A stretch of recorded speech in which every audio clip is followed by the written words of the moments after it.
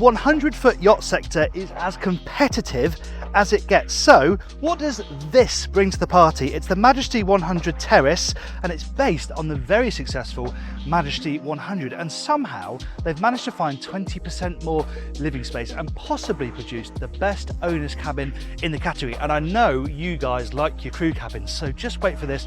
I think these are the best in class as well. Let's have a look around. I'm Jack Haines, you're watching Yacht Buyer.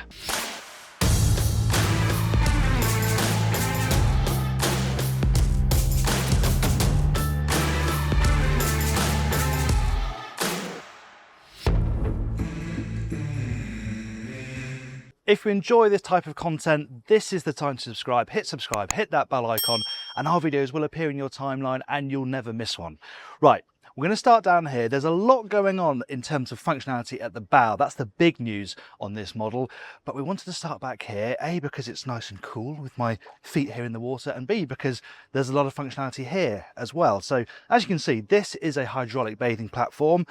And it's downstate. It's a very nice place to just wander around, cooling your feet off. It's really wide as well. There is a tender garage. You can get a 3.5 meter tender in there, but this is big enough that you could also carry a jet ski or something back here. So if you like your toys, this is quite a good arrangement. We can also see with the platform down, of course, the mechanism for this, but the stern thruster as well. So you've got a bow thruster and a stern thruster. I'll talk more about controlling this thing when we get up to the bridge. And I talk about these ladders quite a lot. And this is a perfect demonstration of just how well they work. So this drops down as the platform goes into the water, and it's nice that it lines up with this, so you can help yourself out of the sea, all very civilized. And then they've incorporated this section as well. This is quite Sunseeker-esque, dare I say, but another nice place. We're very, very hot today.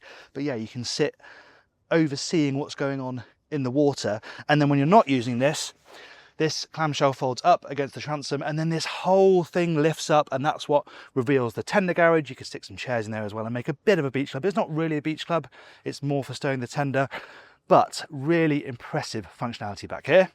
Let's check out the cockpit. The steps are hot, the steps are hot, the steps are hot. Into the shade. Okay, in the cockpit, the shade, the teak's a bit cooler down here. Now, as standard on this model, you get the balconies. We love to see them. Gives you a little bit more extra space in what is already a very wide cockpit, but it's very nice to have them. And of course, when they're down, if you're sitting over here, you've got a nice view of the sea because they're not up blocking the way. So you have a really lovely perspective from this area. And this is a very deep, shady cockpit. I'll just head towards the doors. You can see how much open floor space there is here. Now, quite a lot of flexibility when it comes to this area. This is obviously very lounge focused. If you did want a table down here, no doubt they could do it. There is dining up top, as we'll see, but this I think works well. You've got the water sports fun down there, the sun pad section, and then a nice shady place to come and relax, where you're still very much in touch with that stuff, but it's cool here and protected from the overhang. But as I say, if you wanted a dining space, you could probably do it. Now, there are steps here. These are very subtly integrated steps here to the deck above, but on this tour, because of how special the forward end of this deck is, we're going to stay here and head inside.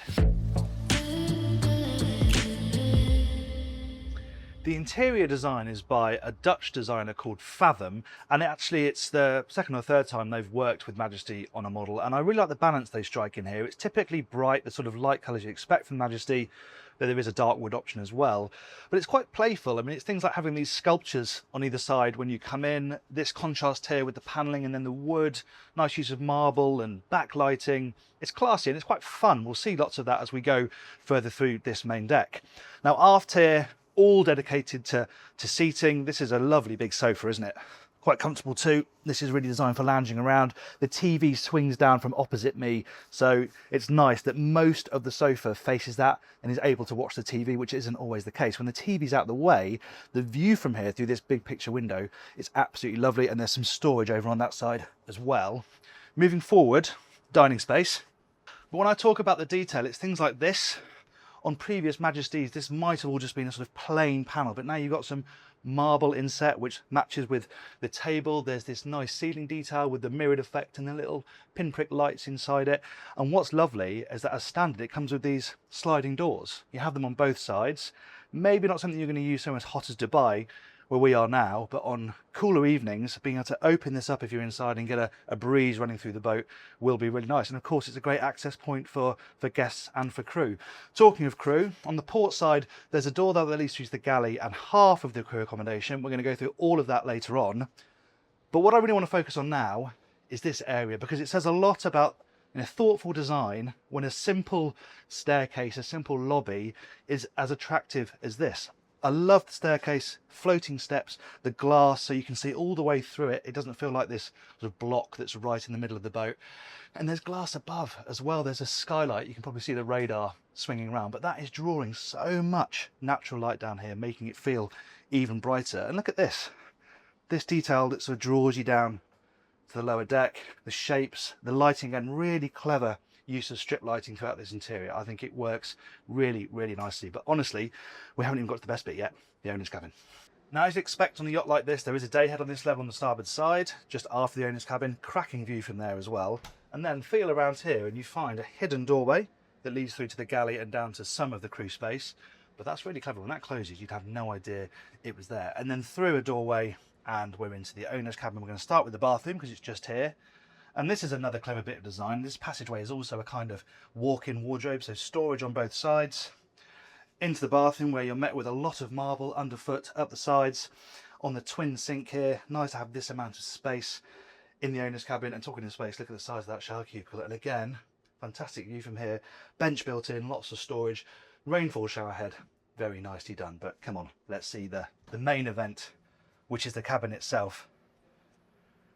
Before I get there, how could I forget the little peep window? So mirrors, or open it up, and another lovely opportunity to take in the view. Close it up, and again, you'd never know it was there. Now, lots of boats in this sector try and do this type of thing, but I think this is the most effective design of its type. The cabin first, full beam. I keep talking about the view, but it's essential because it's so nice. Big windows, lie in bed, and you're going to have a great view out over the water. Bureau aligned here on the starboard side. You've got your nice bedside tables, repeaters for lighting, charging, all that sort of stuff. A TV that pops up from here so you can lie in bed and watch the TV. But why would you do that? Because look at that view. And we have seen owners' terraces before. There are rivals that do this, but not as well as this, because it's genuinely usable. Let's have a look. Now, what is so good about this is the way it's integrated a proper doorway. You're not going through a cramped little opening. You can walk out through there really easily. There's blinds inside all those doors as well, because of course it's going to get quite bright and you want privacy. But then when you come out here, it genuinely feels like your little private owner's oasis. It's a big enough space to feel usable, enough space to sit down here and come out with your morning coffee. And again, the views are fantastic. No glass here. Picking up that breeze, it's lovely. You're in the shade. Of course, there's no air conditioning out here, but this is still a really pleasant place to sit, even when it's this warm. And you've got some sunbathing space as well, where you pick up the skylights. So there's light coming down here. You're getting the sun. It's genuinely lovely. And then even better, as the owner in the morning, you can connect straight up to the terrace where we find the hot tub. Yeah, to maintain privacy, you can close the door as well, so you really can section this off from the rest of the boat as the owner if you do want to maintain privacy. But then how great is it that it connects up to this space? Fantastic foredeck area. Obviously, the centerpiece is the hot tub. Let's give it a little temperature check. Oh, hot. Hot by name, hot by nature. But you know why this is really nice? Because it catches the breeze. If it's tucked away on the aft deck, it's pretty hot. Here, yeah, you're in the warm water, but lovely and breezy, and what a view. And it's a good socializing space as well. If you don't want to be in the tub, you've got the seating over there that's quite shady with tables, so you can dine or have a drink up there. And then right forward, they haven't forgotten about the sunbathers. Pure sunbathing space here, and you can see the glass, which gives us a nice view down to the terrace below. But that's a really clever piece of design, just to put some glazing in there to help make it as bright as possible downstairs. Now, you haven't got a sun deck on this model. If you want that, you need the 112 terrace, so that is essentially this design with another deck on top. So for now, we're going to stay here and go and have a look at Bridge Deck Aft. And with no sun deck on this model, Bridge Deck Aft is working quite hard, because this is your main dining space. You've got the table that runs down the centre line. Nice that you have the slats above as well, so you can shade this completely or tilt them like we've done and get a little bit of sunlight coming down here. It's a lounging space as well, light downstairs, really flexible with furniture options back here. If you just want to have sunbathing space, you could do it. Obviously this is more sort of seating, like post dinner, come and sit down, but yeah, super flexible back here and very, very exposed to the elements, but a good combination on this deck. This ladder here is mainly for crew to get up to the nav gear on the roof. I'd say the table is a little bit close to the bar, because when people are sitting here, the crew are going to struggle to get through this space because these chairs are quite chunky, but really comfortable furniture, lovely table too. And nice that the bar is so close. There's a grill here so you can cook, but obviously most of the food's going to be coming out of the galley, sink, fridge, ice maker, all the usual stuff. And it connects directly to the upper saloon. Let's pop inside, find some more air conditioning. Oh. Right, the upper saloon, another very nice space, another bright space. Very similar in design and decor to downstairs, and similar looking sofa. Again, arranged so that it takes in the views, but also most people can see the TV really easy. Don't worry, there's another TV here. Pops out of a cabinet this time, not down from the ceiling. But it's a lovely place to sit this. Brilliantly connected to that aft deck, of course, and you're still getting the benefit of this skylight that we saw downstairs. And the theme, the detail, runs all the way up to here, right up to the top. It's so nicely done. Elsewhere, there's a day head here on this deck as well, so you've got day heads on every deck. That's nice and convenient. Helpful with the skipper as well, because we're very close to the bridge. On that note, let's have a closer look. Right then, the bridge. First of all, how about this for a captain's chair? This is one for the big boys, isn't it? That is great.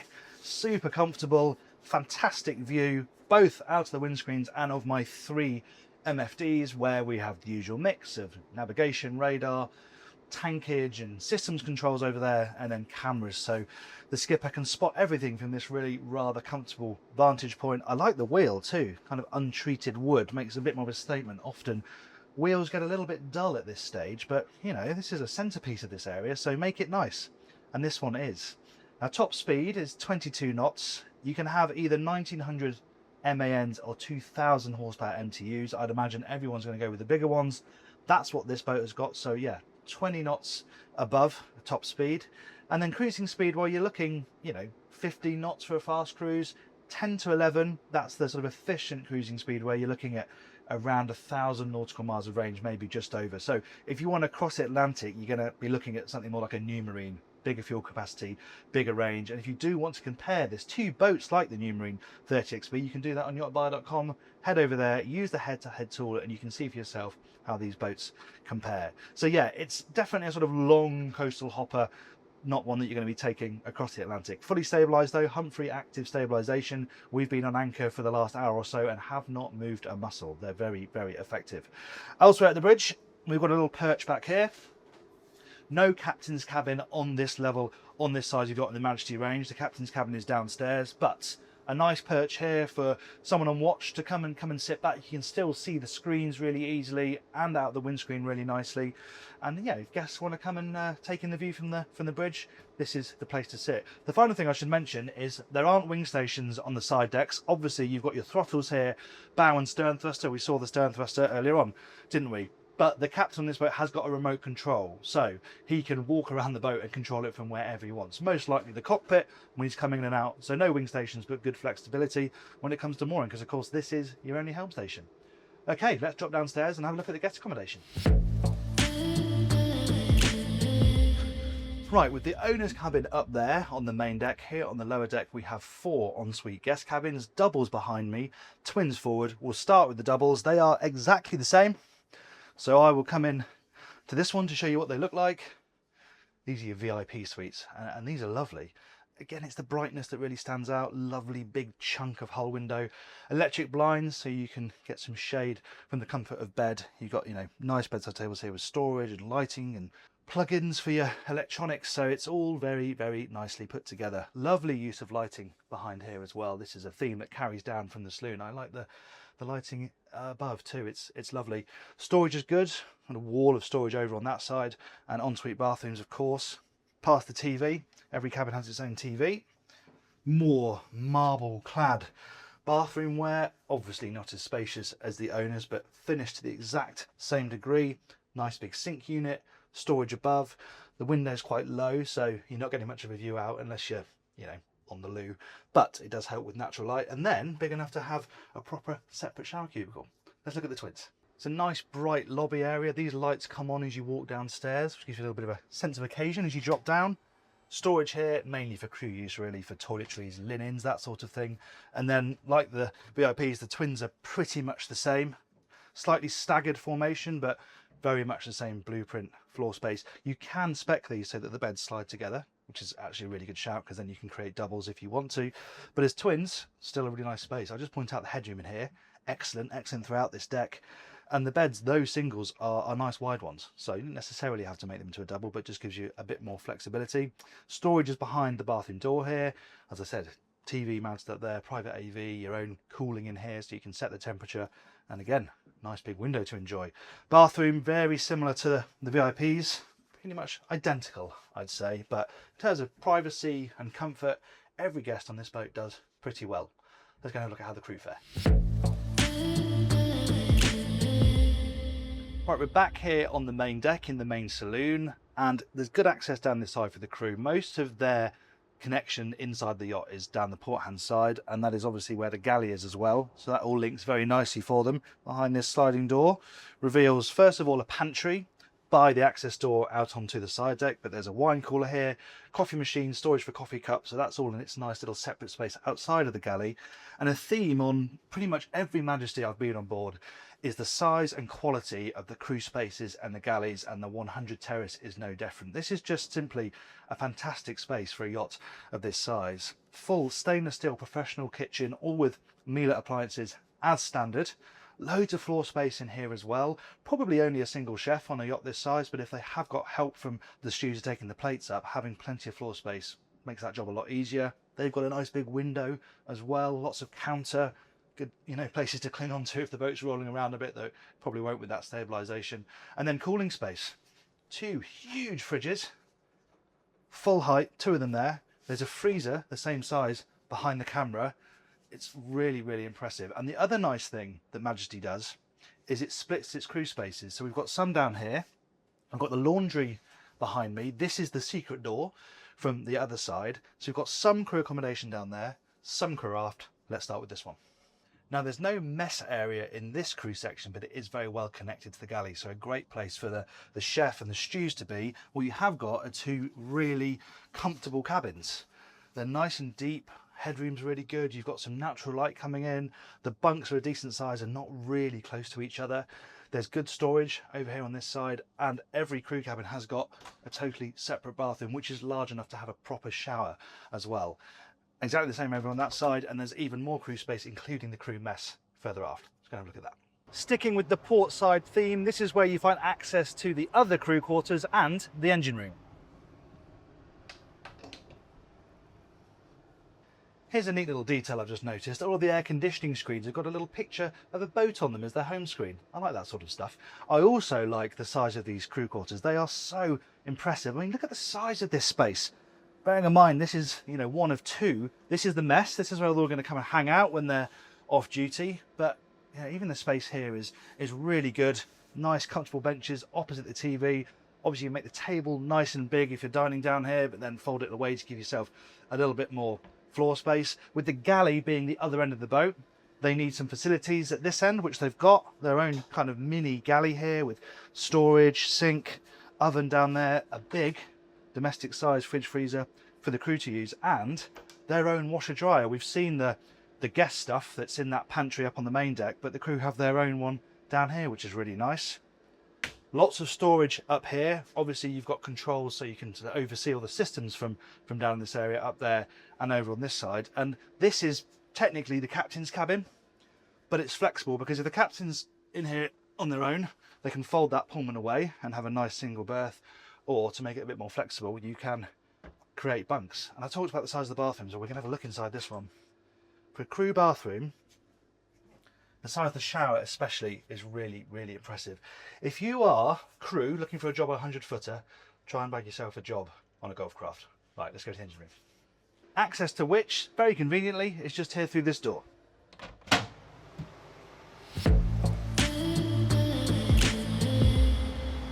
Now, how about this? Even for a 100-foot yacht, this is an impressive space. As I said up on the bridge, this has got the larger of the engine options. These MTU blocks are probably slightly larger than the 1900 horsepower MANs, but still, space to work on them is excellent. Loads of space down the middle, you can get around both sides, you can get the shafts easily, check the bilges. Look at the quality down here. This exhaust is a thing of beauty, and all the other machinery, bearing in mind you have a lot of systems on a yacht this large. You've got water makers, really powerful air conditioning, generators, stabilizers. It doesn't feel packed in down here. There's even more engine room space down there that leads to a lazarette. There's another quick access hatch as well, so you don't always have to go through the crew space. Thoroughly well thought out. The 100 Terrace feels like a seminal moment for Golfcraft, the moment where the Majesty range becomes a serious player. Before, you might accept that you're paying a bit less, it's good value for money, you're getting a lot of boat, but there are compromises here and there. This is the opposite. You're still getting a lot for your money, but I can't see any obvious compromises. In fact, I think this might set the standard for use of space in this sector. Let me know what you think in the comments below. Thanks very much for watching that tour of the Majesty 100 Terrace. I hope you enjoyed it. Please give us a nice thumbs up if you did. And if you've not subscribed at this point, you've still got a chance to just click up there. If you want to dip your toes into a bit more super yacht content, plenty more of that on YachtBuyer. Enjoy.